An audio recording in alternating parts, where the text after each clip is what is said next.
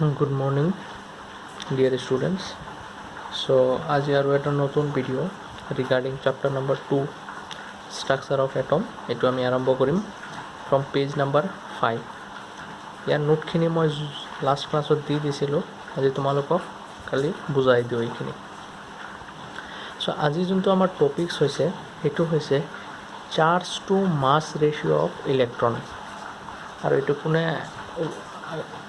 Discovery কৰিছিল? J থমছনে। Charge to mass ratio' of electron. এতিয়া এইটো ওলাবৰ কাৰণে থমছনে এটা ছেটআপ লৈছিল।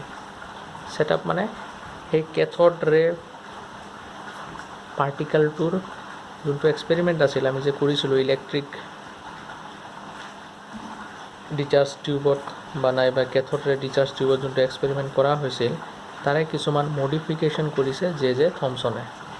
কৰি কিনে ইয়াত ইলেক্ট্ৰিক ফিল্ড আৰু মেগনেটিক ফিল্ড এপ্লাই কৰিছে। ঠিক আছে, মনত ৰাখিবা যে চাৰ্জ টু মাছ ৰেচিঅ' ওলাবৰ কাৰণে জে থমছনে কেথড ৰে ডিচাৰ্জ টিউবত ইলেক্ট্ৰিক ফিল্ড আৰু মেগনেটিক ফিল্ড এপ্লাই কৰিছে। যদি আমি ক'বলৈ যাওঁ চাৰ্জ টু মাছ ৰেচিঅ' মানে ওপৰত থাকিব চাৰ্জ, তলত থাকিব মাছ। ইয়াৰ ৰেচিঅ'টো ওলাইছে, কোনে ওলাইছে? ইয়াৰ ৰেচিঅ'টো ওলাইছে জে থমছন নামৰ চাইণ্টিষ্টে। আৰু কি ছেটআপ কৰিছে তেওঁ? নতুন কি ছেটআপ কৰিছে তেওঁ? নতুন ছেটআপ এইটোৱে কৰিছে যে কেথড ৰে ডিচাৰ্জ টিউবত ইলেক্ট্ৰিক ফিল্ড আৰু মেগনেটিক ফিল্ড তেওঁ লগাইছে। মই তোমালোকক দেখাই আছোঁ কেনেকৈ কৰিছে। কিতাপতো আছে বাৰু, কিতাপতে দেখাই দিওঁ। যদি তোমালোকে চোৱা, এইটো চোৱা, এই এপাৰেটাছ দিহে ইলেক্ট্ৰিক যোনটো এপাৰেটাছ আছে এই এপাৰেটাছ দিহে তোমাৰ charge to the mass ratio' ওলাইছিল। এইখিনি আছিল কেথড ৰে tube.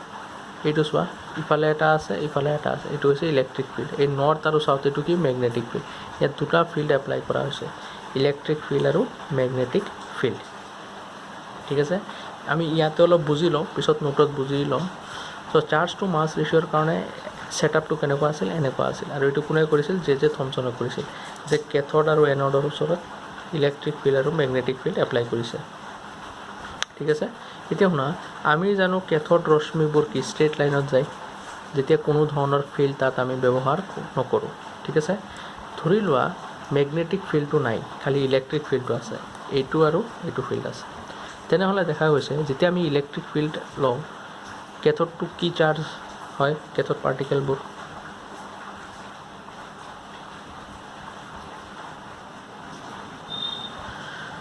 cathode particles are generally negatively charged. সিহঁতৰ চাৰ্জ কি থাকিব? Negative. That is why they move towards the positive plate. এইটো পজিটিভ প্লেট ইলেক্ট্ৰিক ফিল্ডৰ। চ' সিহঁতে কোনফালে গতি কৰিব? পজিটিভৰ ফালে। এইটো আমি অলৰেডি আলোচনা কৰিছোঁ। সেইকাৰণে চোৱা কেথড ৰশ্মিবোৰ কি হৈছে? ইফালে ডিফ্লেক্ট কৰি এই নম্বৰ পজিশ্যনত গৈছে। ধৰি লৈছোঁ এনেকৈ গৈছে। কিয়? কাৰণ কেথড ৰশ্মিবোৰ কি হৈ আছে? Negatively charge. এইবাৰ এই দুটা তুমি গুচাই দিয়া, এই ব্লু কালাৰৰ আৰু অৰেঞ্জ কালাৰৰ যোনটো আছিল এইটো আছিল ইলেক্ট্ৰিক ফিল্ড। এইবাৰ তুমি মেগনেটিক ফিল্ড এপ্লাই কৰিছা, এইটো নৰ্থ আৰু চাউথ, এইটো কি? এটা মেগনেটিক ফিল্ড। আকৌ যেতিয়া কেথড ৰশ্মিবোৰ ইয়াৰ মাজেৰে পাৰ কৰিছা, দেখা গৈছে কি ই পইণ্টটো ক'লৈ আহিছে? চি লৈ আহিছে। মানে চাউথটো কি হিচাপে কাম কৰে? পজিটিভ, নৰ্থটো কি? নেগেটিভ আহিছে। এতিয়া ধৰি লৈছোঁ মই এইবাৰ দুয়োটা ফিল্ড লগাইছোঁ, ইলেক্ট্ৰিক ফিল্ডো লগাইছোঁ, মেগনেটিক ফিল্ডো লগাইছোঁ। চ' কি হৈছে? এইবাৰ ৰশ্মিবোৰ ওপৰৰ ফালেও যোৱা নাই, তলৰ ফালেও যোৱা নাই। দুটা ফিল্ডে যিহেতু একেলগে কাম কৰি আছে, এইবাৰ পোহৰ কেথড ৰশ্মিটো কি হৈছে? ডাইৰেক্ট বি পইণ্টলৈহে ষ্ট্ৰাইক কৰিছে। ঠিক আছে, চ' এইখিনি হৈছে মেইন কথা, মনত ৰাখিবা মই কি কৈ আছোঁ। এক্সপেৰিমেণ্টেল ছেটআপ এইটো। কেথড ৰশ্মিৰ ওচৰত ইলেক্ট্ৰিক ফিল্ড আৰু মেগনেটিক ফিল্ড আনিছে জে থমছনে। যদি ইলেক্ট্ৰিক ফিল্ড দিওঁ দেখা গৈছে পজিটিভ প্লেটৰ ফালে যায়, যদি মেগনেটিক ফিল্ড দিওঁ দেখা গৈছে পজিটিভৰ ফালে দিওঁ।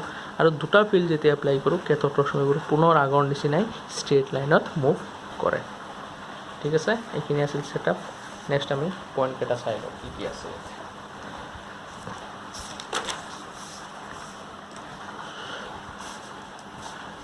চ' এইখিনি কথা দি আছে J Thomson measured the ratio' of electrical charge to the mass of the electron by using cathode ray and applying electric field and magnetic field perpendicular to each other as well as to the path of the electron.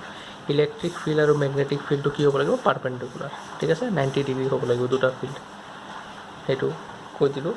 তাৰপিছত তেওঁ ক'লে Thomson ক'লে যে ডেভিয়েশ্যন of the particles বা deflection from the path in presence of electric field depends upon. এতিয়া সেই যে পাৰ্টিকেলটো এনেকৈ গৈছিল এবাৰ এনেকৈ গৈছিল, ই যে ডিফ্লেক্ট কৰিছে নাইবা ডেভিয়েশ্যন কৰিছে, এই যে এনেকৈ যে হ'ল এইবিলাকক কোৱা হয় ডেভিয়েশ্যন। যদি চিধা নোযোৱাকৈ যদি বেকাকৈ যায় তাক কোৱা হয় ডেভিয়েশ্যন নাইবা ডিফ্লেকশ্যন। এই ডেভিয়েশ্যনবোৰ তিনিটা বস্তুৰ ওপৰত নিৰ্ভৰ কৰে, ঠিক আছে, তিনিটা ফেক্টৰৰ ওপৰত ইয়াত দিয়াই আছে তিনিটা ফেক্টৰ। প্ৰথমটো চোৱা মাছ অফ দি ইলেক্ট্ৰন, ঠিক আছে, যিমান পাৰ্টিকেলটো লাইটাৰ হ'ব, লাইটাৰ মানে পাতল হ'ব, ইমান বেছি ডিফ্লেকশ্যন হ'ব। চ' যিমান বেছি পাতল হ'ব ইমান বেছি কি হ'ব ডিফ্লেকশ্যন হ'ব, 1 number point. 2 number point charge on the particle, charge যিমান বেছি হ'ব ডিফ্লেকশ্যন ইমান বেছি হ'ব। চ' চাৰ্জ কি হ'ব, চাৰ্জ বেছি হ'ব তেতিয়া ডিফ্লেকশ্যনো কি হ'ব বেছি হ'ব, এইটো বেছি হ'ব। 1 নম্বৰ পইণ্টটো কি আছিল, মাছ কম হ'ব ডিফ্লেকশ্যন বেছি হ'ব, ঠিক আছে। আৰু 3 নম্বৰ পইণ্টত কি আছে, strength of the electric and magnetic field, তেতিয়াহ'লে ডিফ্লেকশ্যন কি হ'ব বেছি হ'ব। আল্টিমেটলি কি হ'ল 3 নম্বৰ, যে ইলেক্ট্ৰিক ফিল্ড নাইবা মেগনেটিক ফিল্ড যিমান বেছি হ'ব ডিফ্লেকশ্যনো ইমান বেছি হ'ব, ঠিক আছে। তাৰমানে গম কি আমি এই 3টা পইণ্টৰ পৰা কি পালোঁ, যে ডিফ্লেকশ্যন হ'ব হ'লে, এই যে ডিফ্লেকশ্যন বা ডেভিয়েশ্যন বুলি ক'ব পাৰা হ'ব হ'লে মাছ কি হ'ব লাগিব কম হ'ব লাগিব, চাৰ্জ কি হ'ব লাগিব বেছি হ'ব লাগিব। তাৰমানে আল্টিমেটলি মই এনেকৈ লিখিব পাৰোঁ যে deflection is directly proportional to charge, charge বেছি হ'ব ডিফ্লেকশ্যন বেছি হ'ব। আৰু মাছ যোনটো আছে সেইটো কি হ'ব ইনভাৰ্চলি প্ৰপ'ৰ্চনেল। চ' এইটোৱে দিয়া আছে চোৱা, ডিফ্লেকশ্যন is directly proportional to charge by মাছ আৰু ডাইৰেক্টলি প্ৰপ'ৰ্চনেল ষ্ট্ৰেংথ। ষ্ট্ৰেংথ বেছি হ'লে ডিফ্লেকশ্যন বেছি, চাৰ্জ বেছি হ'লে ডিফ্লেকশ্যন বেছি, মাছ বেছি হ'লে ডিফ্লেকশ্যন কম, বা ডিফ্লেকশ্যন বেছি হ'লে মাছ কম, ঠিক আছে।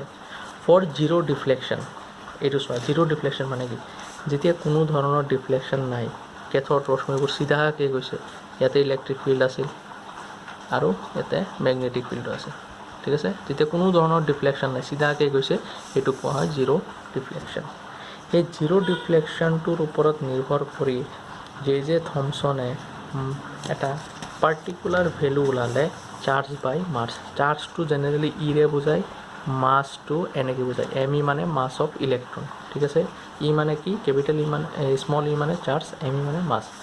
চ' জিৰ' ডিফ্লেকশ্যনৰ ওপৰত নিৰ্ভৰ কৰি বিভিন্ন ধৰণৰ পৰীক্ষা নিৰীক্ষণ কৰি আল্টিমেটলি এটা ভেলু পাইছে, এইটো ভেলু 1.75882 × 10⁻11 কুলম পাৰ কেজি। কুলম কিয়, কাৰণ চাৰ্জৰ ওপৰত কি আছে চাৰ্জ, চাৰ্জৰ ইউনিট কুলম, তলত কি আছে মাছ, মাছৰ ইউনিট পাৰ কেজি, এছআই ইউনিটত লিখিছে, ইয়াত দিয়াই আছে, ঠিক আছে।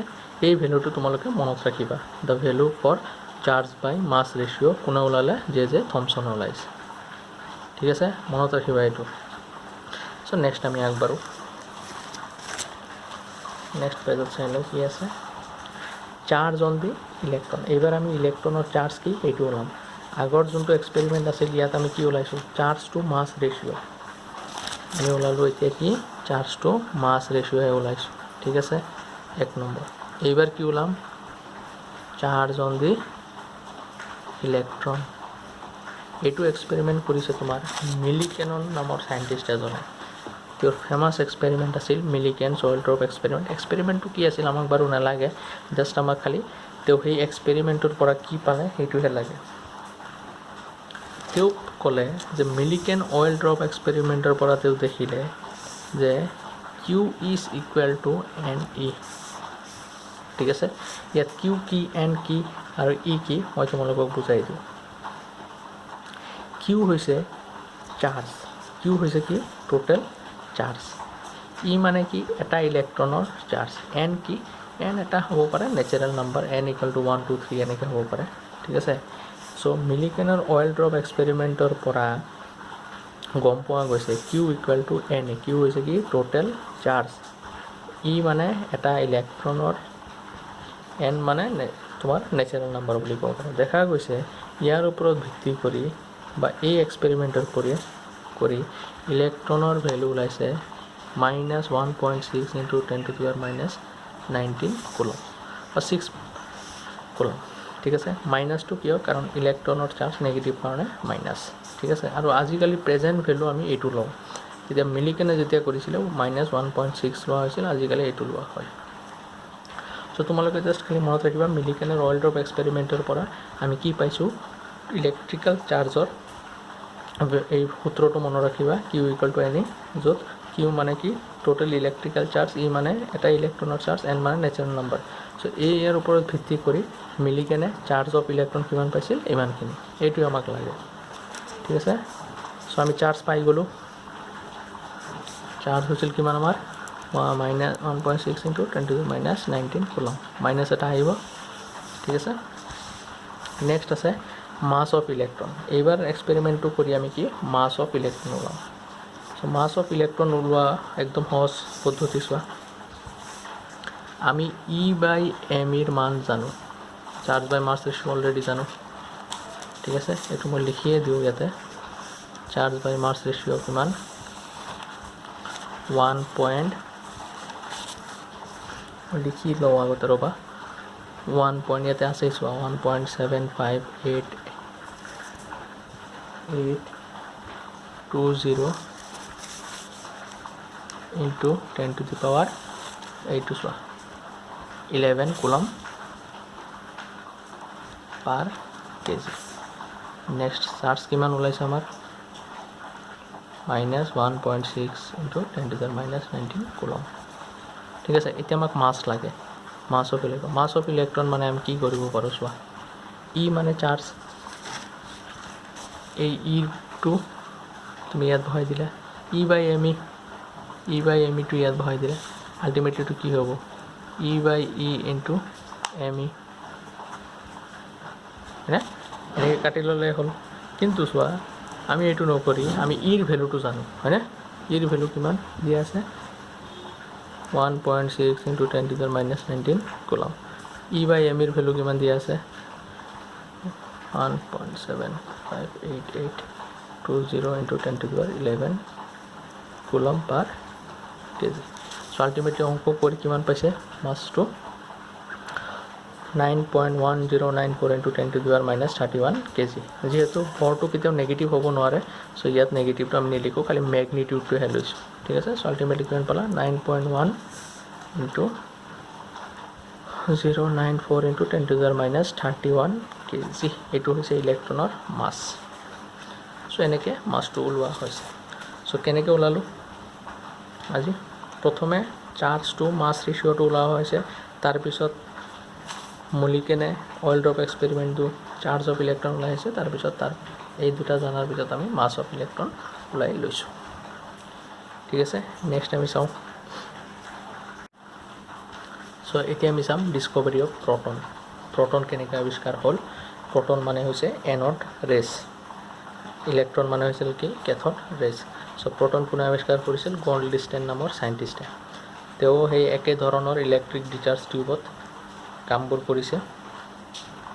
ডিচাৰ্জ টিউব এক্সপেৰিমেণ্টটো অলৰেডি আমি যোনটো কেথড ৰে ডিচাৰ্জ টিউব কৰিছোঁ, সেই তেনেকুৱা ধৰণৰে, খালি কিছুমান ছেটআপটো বেলেগ হৈছিল। মনত আছেনে, এনেকৈ যে ছেটআপটো আছিল, গ্লাছ টিউব আছিল, ইলেক্ট্ৰড আছিল, এনেকৈ বেটাৰীৰ লগত কানেক্টড আছে, আৰু ইফালে এটা ভেকুৱাম টিউব আছে, হয়নে?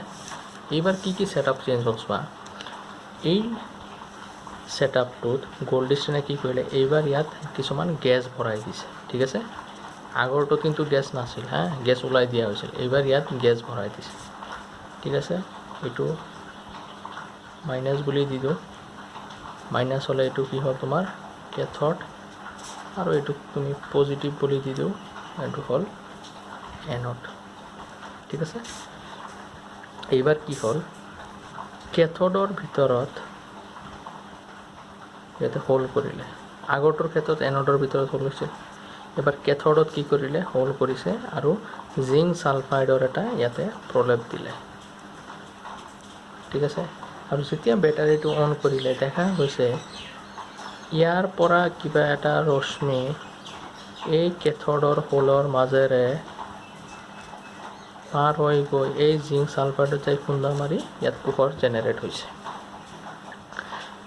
কেথডৰ ঠিক উল্টাটোৱে হৈ আছে ইয়াত মনত ৰাখিবা ঠিক আছে প্ৰটনটোত কি হৈছে সব উল্টা এইবাৰ ৰশ্মিটো ইফালৰ পৰা এনডৰ সাইডৰ পৰা গৈ কেথডৰ হোলৰ মাজেৰে পাৰ হৈ জিংক সালফাইডত যাই খুন্দা মাৰিছে যেতিয়া আমি বেটাৰীটো অন কৰিছোঁ সেইটো দি আছে এক্সপেৰিমেণ্টেল সেটআপ কি পাৰফৰেটেড কেথড পাৰফৰেটেড মানে কিছুমান সৰু সৰু হোল বনাই লৈছে কেথডত গেছ আছে এট লো প্ৰেছাৰ গেছবোৰ ক'ত আছে সেই ডিচাৰ্জ টিউবত আছে এইটো কৈছোঁ glass wall coated with zinc sulphide on the opposite side of the এনডৰ পিছফালে কি আছে গ্লাছ ৱাল আছে হাই ভোল্টেজ এপ্লাই কৰা হৈছে ঠিক আছে নেক্সট